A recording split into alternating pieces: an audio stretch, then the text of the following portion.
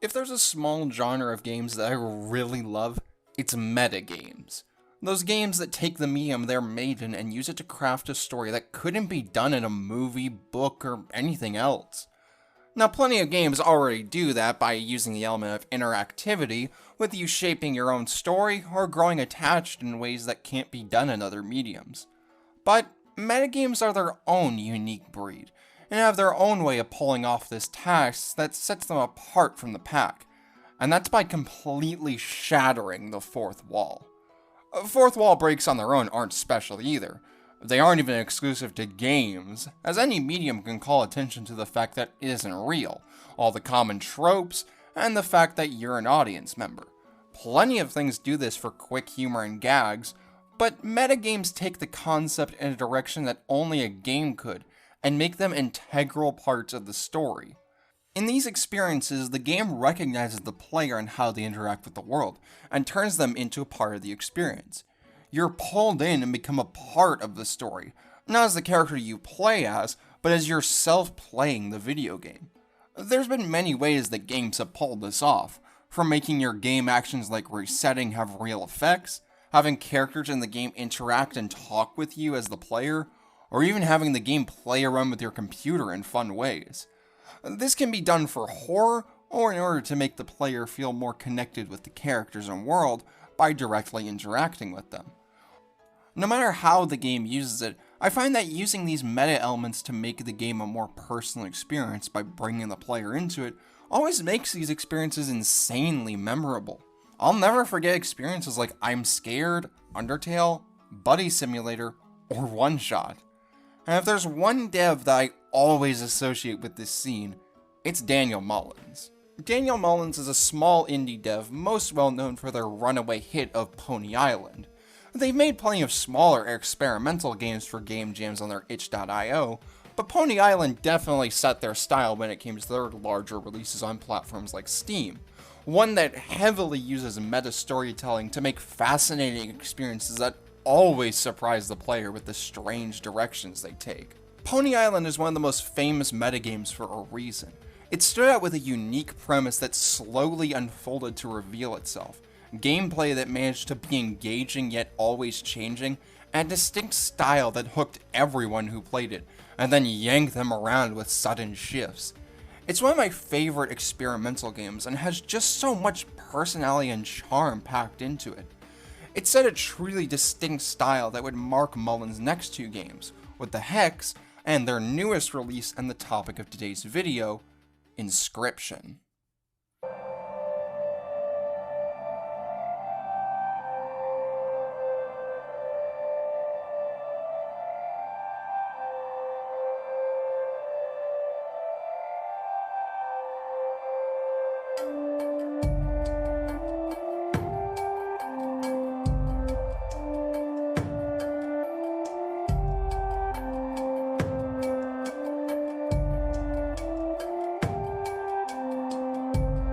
Inscryption is Daniel Mullins' newest game, published with the help of Devolver Digital.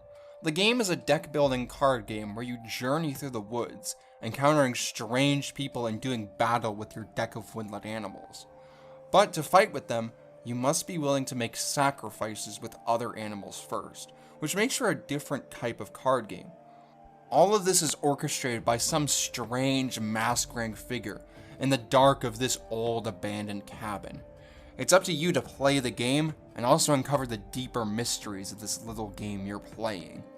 The game was originally another itch game jam project called Sacrifices Must Be Made, which set the groundwork for the overall theming and the main gameplay. It was influenced by Mullins getting back into Magic and deciding to expand the ideas of the sacrifice system from that game. It was taken to the logical extreme as the players sacrificed part of themselves as well, and it made for quite the experience. The small game got a lot of attention from people online, and Mullins decided to expand it into a full game. Much like Mullins' previous work, the game has many surprises in store for its players, and thus it's not really possible to talk about it in depth without spoiling a lot of the fun. So if you haven't played the game and this all sounds and looks interesting to you so far, I highly recommend you give it a shot before coming back to this video. It's well worth the price on Steam. But for those who have already played the game, or those who don't mind everything being spoiled, let's discuss what makes Inscryption such an interesting game.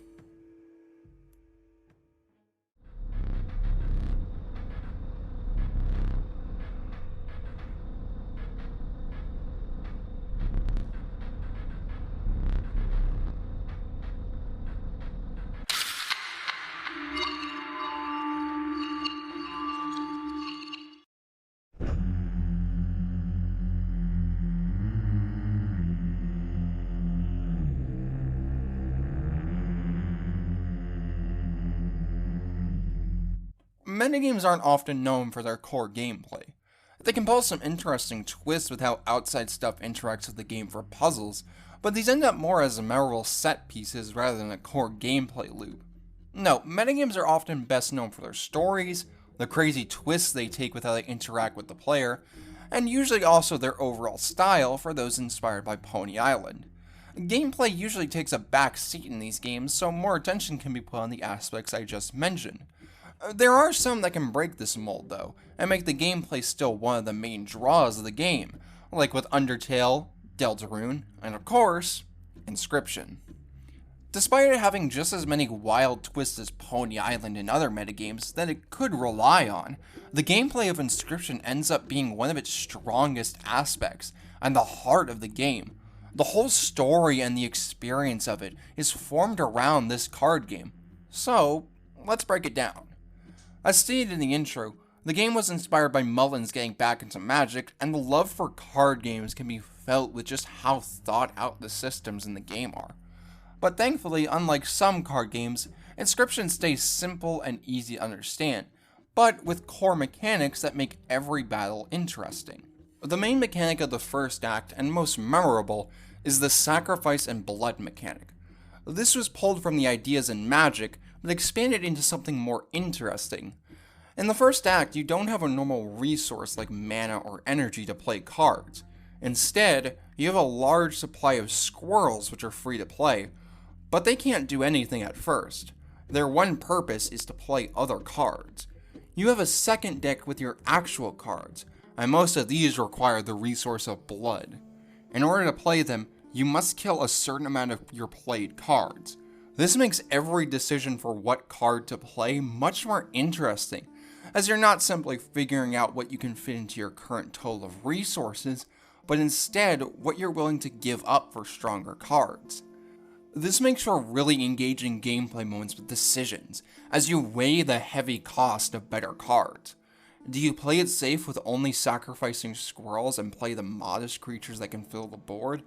Or do you give up all your other creatures to risk it all with a powerful beast like a grizzly?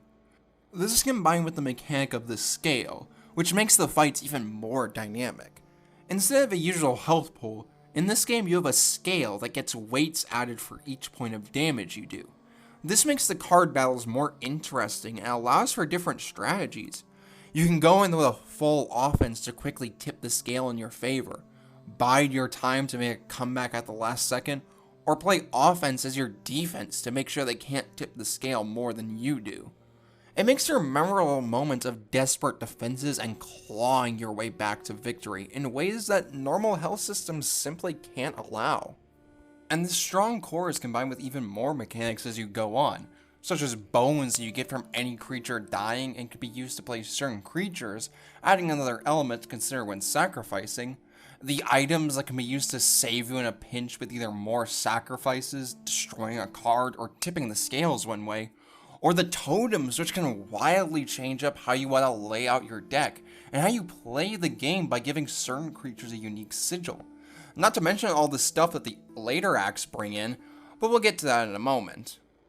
None of this is even mentioning the boss fights, which all bring in their own unique mechanics to challenge you.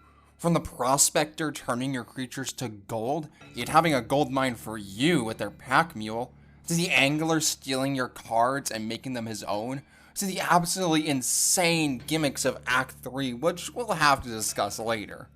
All these are insanely memorable, and also make for tough challenges most of the time if you haven't perfectly prepared your deck.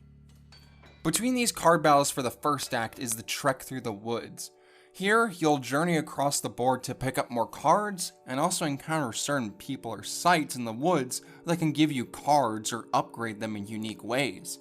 A lot of these also play on the idea of sacrifice, from risking your creatures at a camp of hungry survivors to power them up, to giving up 2 of the same creature to fuse them into a stronger one, or sacrificing one creature to give another its ability.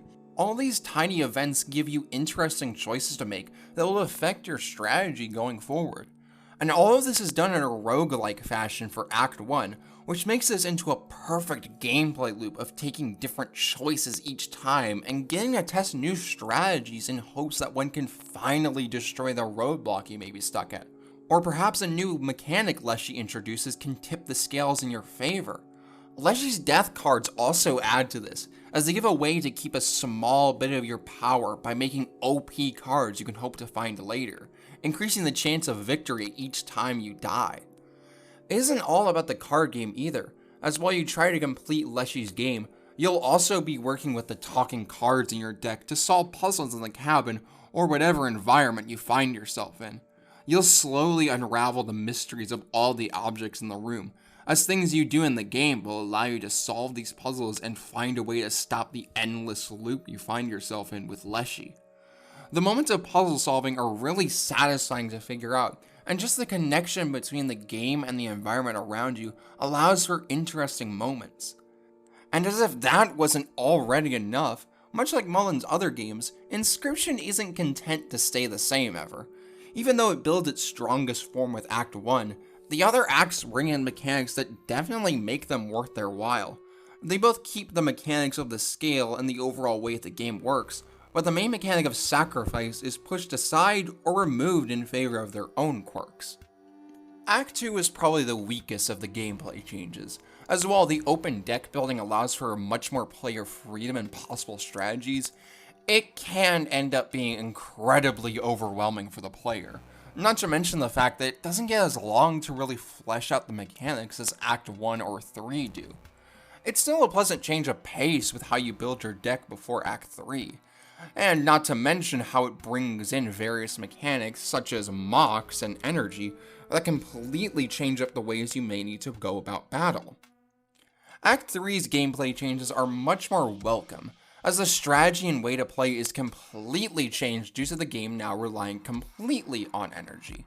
Instead of building up with hard sacrifices like before, battles now end up being races against time, where you need to try to survive until you can bring out the strongest cards in your deck, unless you break the game with Orobot. But that's a tiny change compared to the overall structure, as you still must build up your deck, but it's no longer a roguelike. So whatever deck you make, you're going to be stuck with it for a long time. Instead, you have to be smarter and consider the strategy more with what cards you choose to gain, trade, and upgrade, as you can't be too wild anymore, as you don't have the safety net of restarting and getting death cards. Adding on to the strategy is the inclusion of markets and the new way items work here. Both of these make the game much more strategic, as the item shop is now much more focused on upgrading cards instead of getting good ones, and items follow suit in much the same way, as they're much more simple with just a simple board wipe with bombs, and also an energy recharge, but their simple uses allow them to be planned around instead of Leshy's items, which are much more spur-of-the-moment saves. PO3 also changes up the game with their sigils and mechanics, and ends up feeling wildly different from Leshy's version, as you have exploding units that can be used to your advantage to clear out hard enemies, but possibly at the cost of your own cards. Snipers which can strike wherever they need to, the ever-changing beast cards that will keep you always thinking one turn ahead, and the way mocks is reworked to make you think hard about the raw numbers of the cards. PO3 section definitely loses the interesting strategies that Blood brought, but the amount of new mechanics makes for a really engaging experience that I honestly liked more than Act 1 when it came to pure battles. While the overall structure is lacking compared to Leshy due to the linear feel of it and the lack of many puzzles to progress, the section makes up for it by going absolutely wild with the boss fights. Each one of these goes crazy with unique mechanics that sometimes completely destroy the fourth wall. such as using your files for cards with the strength being based on their size, or giving you cards other players have made while playing. They are absolutely the highlight of the section, as their mechanics completely change how you have to approach their fights. So, despite a small hiccup in the middle, I feel as though the game really sets a strong base for itself in terms of gameplay. It makes for an experience that would be a total blast, even without the excellent tone and story. But speaking of those, let's delve into what makes the game both perfect and a little bit controversial: the atmosphere and how the game pulls the rug out from under the player.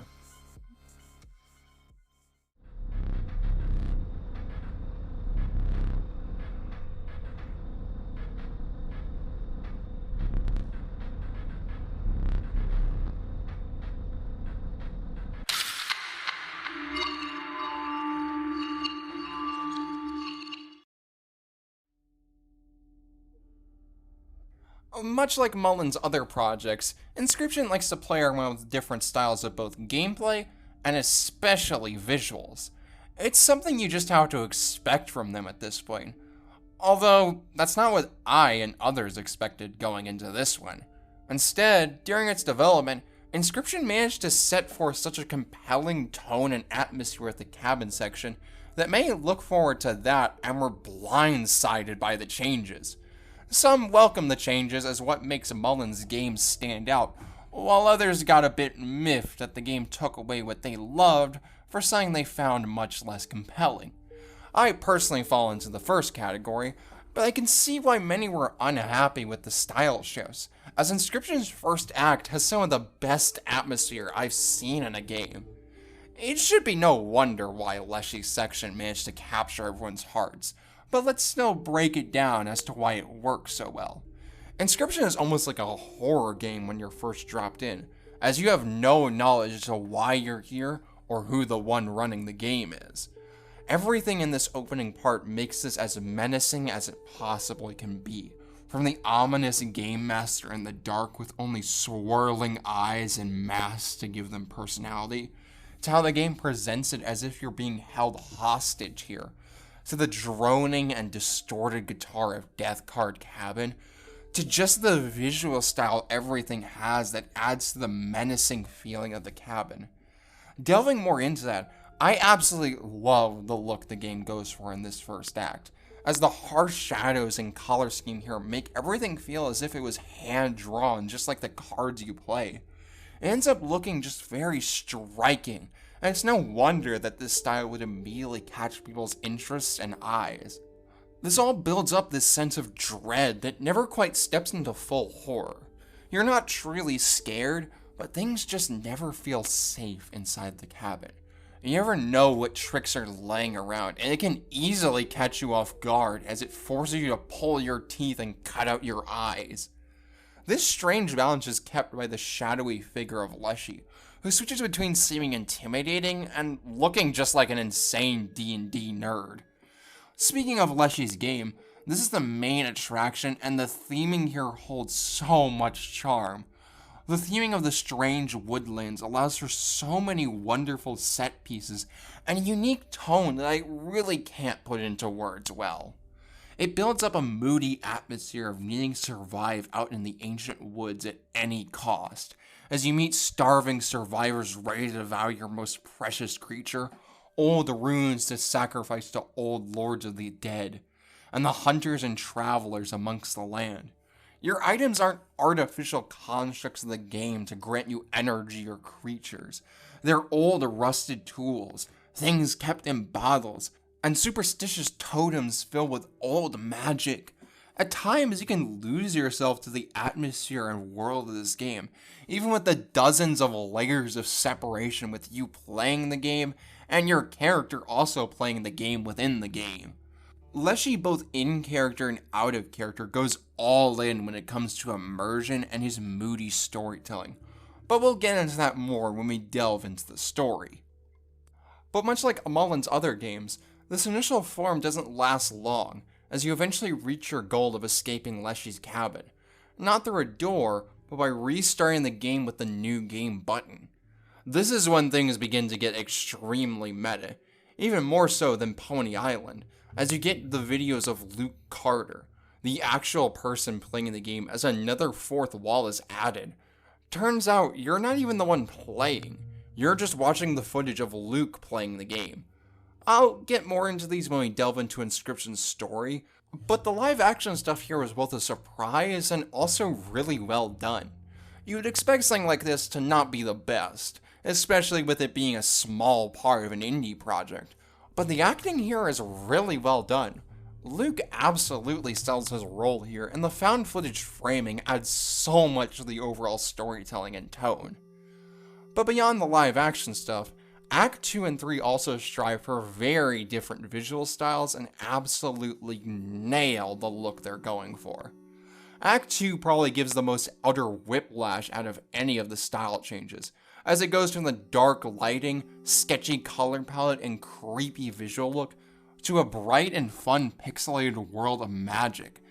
This part of the game goes to the look of an old pixelated game from DOS or the Game Boy. The tone here changes drastically, as now everything is treated in a much more light-hearted manner than the other two acts. There's not anything ominous or deeper here, but instead a fun adventure through the card game it's based on. There's no woods filled with strange masks, but instead 4 unique areas with all these fun little side characters to accompany each scribe. The sprite work here absolutely sells it, as everything feels very artificial here. Leshy's act was extremely immersive with how the UI and how their game worked, but now as it reverts to the original form, everything is back to feeling like just a game. You no longer have fun excuses for in-game concepts or real objects making for your buttons. Everything here is mostly functional due to the limited nature of it all. And beyond the tone it sets, it also nails what it's going for. From the color palette to just how the sprites are made to look, it really does feel like a truly old game like Link's Awakening. The sprites themselves are really well done and have a lot of love and charm put into them. Above all else, this section manages to have a very fun feeling to it compared to Act 1, and it only makes the switch to Act 3 even more hard-hitting, as PO3 takes control and you find yourself back in 3D in their factory. Act 3 is very interesting in terms of tone, as the whole point is that it's purposefully lacking. This act feels cold and dead compared to the previous ones. Leshy created an immersive experience that pulled the player into the strange and dangerous woods by their cabin, leaving them in a state of dread. Meanwhile, the original version has a creative and magical tone to it, inviting the player into a quirky world without much danger, or at least any that it takes seriously. It lets the player just have fun with the colorful scribes. But PO3's act lacks that in terms of tone. He tries to frame it with Botopia, but they just don't bother to pull you into it. The world here is an empty shell, especially since it's just the same world from Act 2, but changed up a tiny bit. You have this interesting aesthetic of a dead cyberpunk world with this ruined city, and yet they don't elaborate on any of it in the slightest. They don't bother with characters like Leshy and the base game did. The few that remain are just shells with basically nothing to offer. Now this could all easily be a complaint, but this is absolutely perfect for the act in terms of the story, which we'll get into later. But even with how hollow it ends up feeling, the base ideas for this world are still very interesting. The more cybernetic look makes for a nice visual style, from how your items become devices, to the holographic style of the map, to especially the cards. The style of these holographic floppy disks is just absolutely incredible. The ways the visuals are spiced up for the boss fights, with various effects to fit each of them, is absolutely wonderful.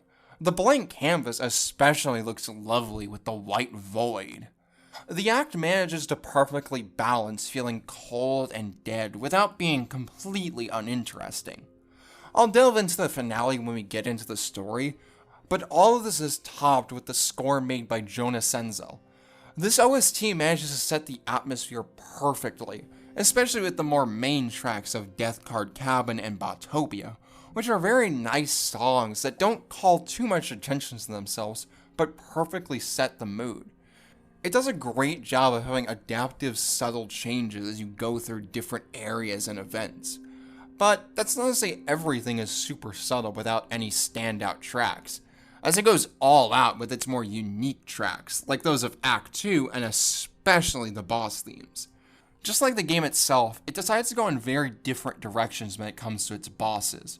From the strange and ominous sounds that accompany the slower bosses in Leshy's segment, to the droning and intimidating sound of the Uberbots, with the exception of Golly, to my favorite with the Scribe's different themes that are just all bangers. The OST does an incredible job of switching between styles that sound almost nothing alike. The songs from different acts sound like they could be from entirely different games, yet the composer manages to expertly pull them off and sell each act's score equally, and fit its tone and role in the story. And speaking of which, let's finally delve into the story that Inscryption had to tell, both of the game and the horrible truth surrounding it.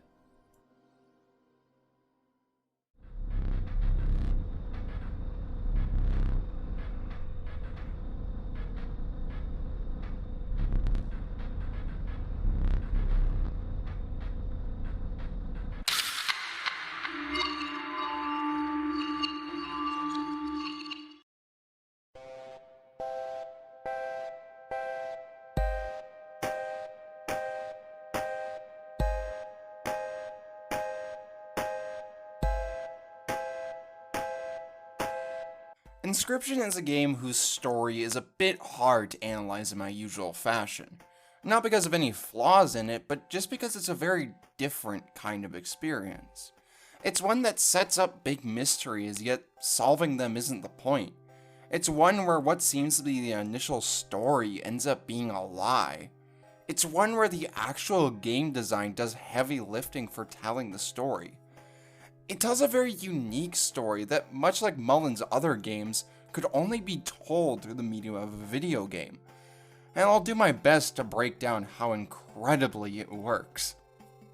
Act 1 is a genius introduction to everything, as it both manages to set the hooks for everything in Act 2 and the narrative describes, yet it also pulls you into Leshy's fiction so well that every hint to the game just being a game goes right over your head. Leshy does his job here too well, as the reality is that the cabin isn't anything sinister, aside from the fates of the other scribes, although most of them would do the same to Leshy. The murder is just a game mechanic. The sinister, shadowy captor is just a persona, and at the end of the day, it's just a weird man in his cabin trying to run their game. But Leshy's theatrics and grim storytelling manage to fool the player. To them, the framing is an actual kidnapping by an insane man. After all, what do you expect them to think of you when your mechanics are framed as tearing out teeth and eyeballs? And the way this plays into the talking cards is perfect, as their dialogue is expertly written to show that they understand this is all just a fictional excuse for the game, yet their way of talking about overthrowing Leshy can easily be taken as them confirming that the framing of a kidnapping is real. But they know you're in no real danger, and Leshy is not an insane murderer, just a DM they don't want in charge. And through Leshy's unique way of running the game combined with them leaving out important information, you're fooled into following their plan, and the most suspicious you get is asking why your stoat is turning into a robot. But before you can ask those questions that might dissuade you, you manage to take down Leshy and capture him in a car just like the others. And just when you finished, you get thrown for a total loop as the artificial nature of everything is thrown at you in more ways than one. As along with realizing the only secret in the cabin was a button to reset the game itself, you also realize you haven't even been the one playing, as it's all just the recordings of Luke Carter, an unlucky man who discovered the game.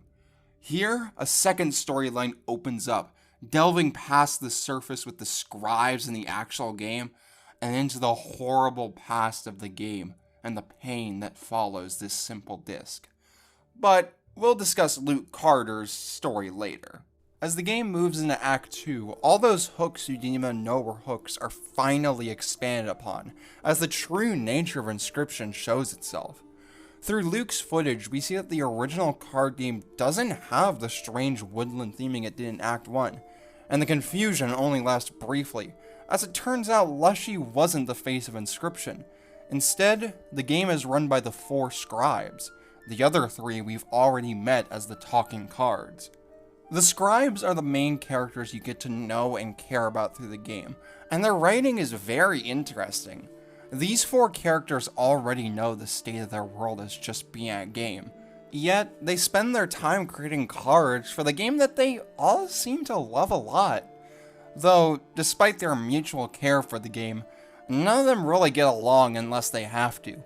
As you learn through Act 2 and 3, once no one is in control, they go back to fighting amongst themselves and trying to be the next one to take control, through the use of something terrible within the game. Yet, the reason for fighting isn't any sort of in-universe reason or actual malice to the others. Instead, it ends up just being their different visions for how Inscryption should be run. Despite their mystical and wondrous appearances, they're all just different types of people wanting to make the best game they can. Even when it seems like their plans are grander, it ends up just being about the game in the end. They're all very fun to look into, as their versions of the game, what they bring to the Prime version, and even their personalities all reflect a different mindset as to what makes a game like this engaging. Leshy cares deeply for the storytelling and lore of his game. He gets way in character and uses literally everything to set the perfect mood for the game, even if it ends up making him look like a monster to you at first. Every simple mechanic is a chance to make it about the atmosphere, and you can easily see that when comparing him to PO3. But speaking of PO3, his criticisms of Leshy ring true, as the care for the story leads to him not caring the most about the rules and gameplay. He'll put up unfair roadblocks just so you can experience his game fully. Things he does for atmosphere like death cards can easily break the game, and he'll pull big flashy moves that can easily be countered and made pointless, like with the moon fight. He fits his mechanic of blood perfectly. It's moody, rich, and dark, yet not always the smartest play once outside of his version of the game. PO3 acts as a perfect foil to Leshy, as storytelling is thrown out the window with him. They only truly care about the card play and bring in good mechanics, as they only bother with a sentence or 2 about their world building, but will go on and on about their mechanics. They do put their money where their mouth is, as they work hard to make every fight as strategic as possible. Their fights are intense, and you can't easily cheese them unless you think smart or manage to bring in Leshy's busted Ouroboros. But his care for the gameplay leads to his greatest flaw, as their version of the game feels utterly hollow, with no fun characters like Leshy had or any atmosphere, as all PO3 cares about is if the player is making perfect plays. It leaks into their personality as they end up cynical and extremely judgmental by treating everything like it needs to be optimized. They're a smug bastard who I love to hate. The mechanic of energy fits perfectly for him. Great for gameplay purposes, but absolutely no charm to it or any of its cards. While they might not get their full shots of the game, the other 2 manage to make their mark still, and give a strong idea of who they are with their section of the game and their mechanics. Grimoire is a very different kind of person to run the game, as they don't seem to care about a coherent story or the most balanced and functional gameplay. Instead, they care only about you having fun. They treat everything with a light-hearted and optimistic energy, and their version of the game, from what little we see, isn't the most fleshed out, but it feels carefree, with whatever they think would be fun just chucked in. They don't seem to care much about pulling it off perfectly, and take everything more relaxed, unlike the others, who take it all so seriously. Though, their carefree nature ends up leaving everything a bit shaky, and leads to her making the final choice to destroy the game. She fits her mechanic of bones perfectly, carefree and lighthearted, without care for the overall theming or losing any of your cards. And finally, Magnificus is perhaps our most flawed character. They're the kind to care purely for spectacle and grandeur, without much else. They wish to make only the grandest experience they possibly can, and will accept only perfection. Sadly, this reflects on their personality in a destructive way, as he puts his students through torturous trials, not even caring for those who love him, as he only sees them as ways to make the perfect cards, as they can't be good enough for his grandness as they are now. His ego and wish for spectacle also reflects poorly in his design. As well, his area is the most elegant and aesthetically pleasing, with wondrous magic everywhere. In terms of gameplay, he falls flatter than even Leshy. The system of mocks may look cool from the outside, but it ends up being an annoying grab bag to try to get what you need, and to have a hand full of unplayable cards because you don't have the gem. It only gets worse when the mocks is all you have to draw from at the end. His system perfectly shows his character. Grand and incredible looking from the outside, yet the most flawed out of anything when you look deeper. While all of them hold their own promise in terms of running the game, PO3 is the one to claim the game this time around, as they pull up a block of awful code that lets them gain control of Inscryption. But it doesn't seem like they just want to run the game, as you hear talk of the great transcendence from Magnificent's notes. And then the game throws you for another loop by making you think PO3 is planning something grander. Is he planning to enter the real world? Actually harm the player? The transcendence is built up for the entirety of Act 3, until the big reveal is made, and it turns out the plan wasn't that big, as all it is just uploading the PO3 version of the game to the internet, to spread the version they think is perfect. Just ego and clashing views of game design. Nothing sinister even still amongst the scribes. If only the same could be said for everything underneath the game, as throughout this act you begin to get the puzzle pieces to the mysteries surrounding this game. The majority comes from the recordings of Luke Carter, the one unlucky enough to find this copy of Inscryptions, from coordinates found in a card pack. The amateur trading card YouTuber gets more than they bargained for, as the company demands they return the game while also denying it even exists. Things only grow stranger and more dangerous for him, as he uncovers a web of death, disappearances, and suddenly has a strange, nameless woman from GameFuna showing up at his door and even trying to break into his house. All of this while his camera gets filled with more and more corrupted and messed up footage, filled with strange imagery. All of these puzzle pieces get barely connected, as right before the finale, you get a chance to get some answers from the traitor. From them, you learn the game was doomed from the very start, as underneath all the code from Inscryption lays that horrible mess that PO3 pulled up. The old data. You never quite know what it is. Whatever it is should be buried deep under everything, and yet somehow it manages to still hold influence over the game, as it warps the scribes' personalities and puts them at odds with each other. But its influence runs deep upon the game, leaving horrible, glitchy messes around the world and affecting whoever sees it in awful ways. It's something horrible and too awful to even describe. An amalgamation of every horrible occult thing, like something out of an urban legend. And yet, it's the base for this entire game. Inscryption never could have survived with what it was made with. It's lucky that it even got to the state it's at.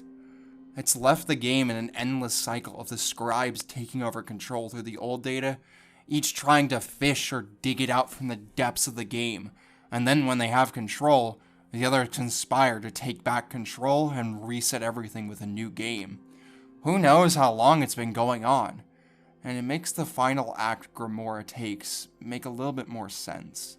The cycle of course repeats itself, as the three scribes come together to stop PO3 before he can complete the transcendence. All you're left with is the empty factory, the three of them, and the copy of Inscryption that was to be uploaded. And while Magnificus and Leshy try to discuss a course of action, Grimoire grabs the floppy disk and decides to delete the entire game. She brushes off the other's horror at her action, as this was the only correct course of action in her eyes. The only other option was to continue their awful cycle. So instead, Grimoire chooses eternal rest in hopes of finally getting rid of the horrible things inside the game. And so, you fall down into the finale as you say your goodbyes before meeting Grimoire in her crypt. And you play one final game with her before the end, getting a small glimpse at what could have been, at Grimoire's fun and much more casual version of the game. But it's not the fun it usually would be. Instead, the haunting piano keys and the deletion bar leave this scene with a feeling of grief. You never got the chance to know Grimoire, and even now, you won't get that chance. You still need to say goodbye. After a small, pleasant game, her run as Gamemaster is cut short when she was just about to get to her fun-looking boss fight. As everything is deleted, you shake her hand one final time, and once again start to fall. Now, you end up in Leschie's cabin again. After so long away from it, what once used to be a horrifying place you were held captive in is now the relaxing home of someone you grew to miss after your time with PO3. Only now, when it's too late, do you have the chance to play with Leschie, while understanding who they really are. They never were a monster. They just wanted a good game for you. You get to see this as they complement the cards and deck you built through your game with them. And even as the scale itself disappears, he simply keeps playing with you. Like PO3 said, he has no cares for the rules, only a love for the game and a wish to share that love with you. But even without a scale, your game can't last, as eventually the bell and everything is taken to oblivion. Once again, you shake his hand as he goes too, and you start to fall again into the void. You find yourself lastly in a familiar white void, walking forwards towards Magnificus as his canvas. Unlike the others, he's not happy to see you, and instead is furious over the game being deleted. You get no kind words from him, only begging that Luke removes the game and saves at least him. But when he can't get that wish, he decides to put it all into one final game. A true final boss of 400 HP versus 400 HP. Standing on opposing pillars with your dual deck on your arm, this is the most grand battle you could possibly have. But none of it works. This is where his own ego shines through the most. He wants to create this grand spectacle to both delay the inevitable and to make sure you remember them as the greatest of the scribes. But you don't get to remember them with that. You get to remember them for a battle that went on for far too long, constantly fishing for cards to use their broken Mox mechanic, and overall an experience that leaves them worse in your mind than they started. This final scene is perfect in terms of Luda narrative, as it gives this incredible insight into his character, while the real spectacle it hits is everything surrounding it. This is when it hits the hardest that everything is gone, that all the characters you've come to love in the card game are all going away. The game itself isn't even left when you meet Magnificus. He has to make his own to play with you. You see the objects of the game falling down behind the mage, as that deletion bar only grows and grows, as you feel the panic and need to finish the battle before it's all gone. All the while, Magnificus's rage hits hard, as he screams at you to not let everything die, and calls you and Luke out on simply wanting to see the end, instead of caring about them. He accuses you of murdering the goo mage you had become friends with. He lashes out at you because he's not ready to go. He's terrified to leave this world. And you feel all of that rage to the incredible track of Final Duel, where you hear this aggressive new version of the whimsical Scribe of Magics, as it grows louder and louder, while the song gets more glitchy and corrupted as the end approaches. No amount of spectacle could stop the end, and in the end, Magnificus's greed leaves him unable to get what the others did. What's most important to all of them: to shake your hand, to have you remember them fondly. Instead, your last memory of him is crawling towards your pillar desperately before he's deleted, and everything else goes soon after. And finally, With nothing of the game left, all that remains is the horrible thing the game was built on top of, along with the mysterious woodcarver from Act 1 and hidden in Act 2. She gives Luke one final warning to not look at the data before she's gone. You know none of this will end well. As Magnificus said in his final bout, we shall both be meeting our makers. But Luke and the player cannot stop their own curiosity and open up the horrible, unfathomable secrets within the old data. Thankfully, the player is spared by Luke censoring the footage, but it's awful enough to make them immediately try to smash the game to pieces. But he's already seen too much, and his fate is sealed.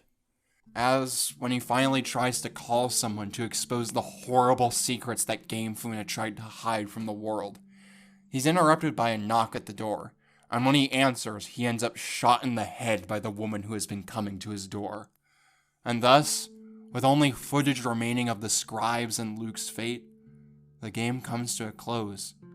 Or well, one game comes to a close, and another starts, as Inscryption was the starting point for a large ARG that took its players between Mullins' various games, and also to the spot Luke found the game, in order to discover the true secrets of the old data. It's all a bit complicated to get into, so I will just leave a link to a Google Doc that lists everything to know about the game and the lore we get from it. In the end though, the old data doesn't really matter. The point isn't to figure out the secrets like Luke and others tried to do. It's about a much simpler story told through the ways the game is run. A story of 4 people simply trying to make the most out of their passion project, even if it was doomed from the start. It's about the ways your perspective on them changes, and how you grow to understand them. Inscryption is a game about games in the truest sense. It's a love letter to card games and the act of creation in general.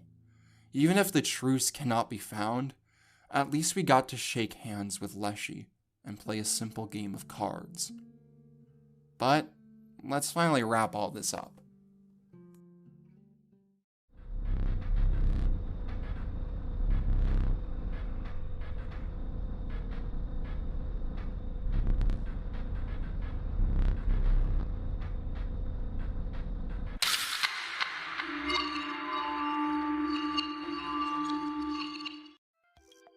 Inscryption has found much love upon release, with many praising it for the wonderful card play, unique aesthetics, and perfect ludonarrative story. It's found mostly favorable reviews, and seems to be doing quite well for itself. But it's also been a tad bit controversial with some, due to the sudden changes it pulls on the player. There's plenty of people who really loved Act 1, and felt ripped off when the game changed to something that wasn't their style. I can't really blame these people for feeling lied to, as the game does a good job of hiding what its later elements will be. The meta nature isn't something everyone will enjoy. But personally, I find it to be an experience that ends up better than if it simply went with what was on the tin. The story of the scribes that gets told through gameplay is such a unique one, and thus an experience I won't forget. It was a risk that didn't pay off for everyone, but my goodness did it manage to capture my heart. Daniel Mullins is one of the most unique developers on the scene right now, and someone whose work I really want to check out more of. They truly push the idea of a meta story, and use the medium's unique strengths to engage the player in ways nothing else can. They're mind-boggling experiences full of twists and turns that manage to keep me hooked to the very end. I'm very excited to see whatever they decide to make next, whether it be a large game like this, or a smaller experiment like Sacrifices Must Be Made. But that's all for now. See you in the next video, wherever that takes us.